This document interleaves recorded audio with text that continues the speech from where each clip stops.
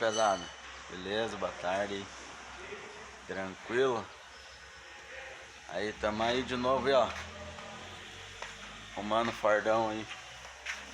Começou a roncar a caixa e o bicho pegou aí. Aí, ó. O chão vai estar cardando o chão aí, ó. Vamos ver o que vamos fazer aí, ó. Vamos montando aí a caixa já, ó. Aí tá a rapaziada aí. A galera toda aí, ó, o motorzão aí, ó. Esse vai longe, hein? Vai lá pro Maranhão esse. Tá aí, ó. Indicação, viemos aí mexer na caixa do bicho. Galera aí na lavagem. Pegou as peças agora aí.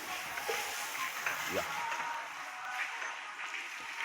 Tá na montagem aí, galera. Vamos arrumar e botar pra trabalhar de novo. E ó, galerinha aqui de Paraisópolis, Minas Gerais. Gente boa. Aí o motorzão da Scania aí, ó. Esse vai pro Maranhão, né? Maranhão. Esse vai lá pro Maranhão, ó. Ele vai rodar antes de funcionar, hein? Ó.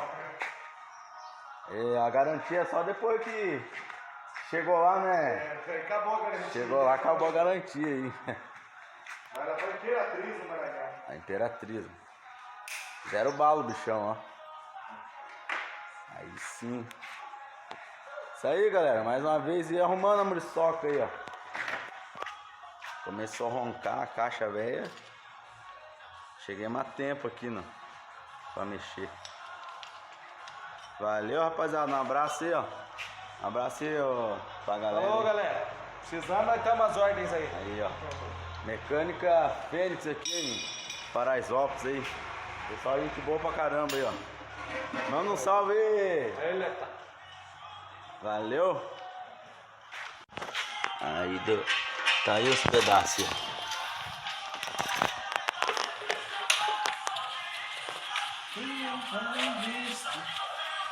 Chegou as peças aí do Pouso Alegre agora.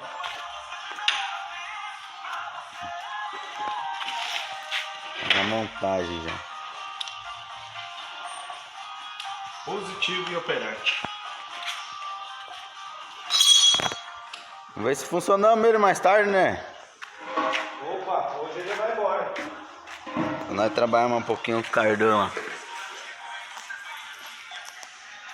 Isso aí, galerinha. Faz parte do show aí.